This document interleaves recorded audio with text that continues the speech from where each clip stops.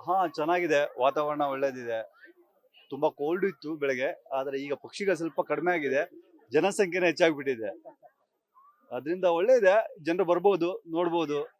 ನಮ್ದು ಪ್ರವಾಸೋದ್ಯಮನ ಇಂಪ್ರೂವ್ ಮಾಡ್ಬೋದು. ಆದಷ್ಟು ಜನ ಬನ್ನಿ, ವಿಸಿಟ್ ಮಾಡಿ, ಪ್ರವಾಸೋದ್ಯಮ ಇಂಪ್ರೂವ್ ಮಾಡಿ.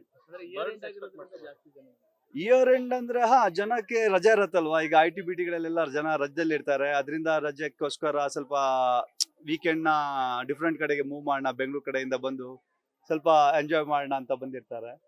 It's good. ಎಲ್ಲರೂ ಖುಷಿ ಆಗತ್ತೆ ಬರ್ಲಿಕ್ಕೆ.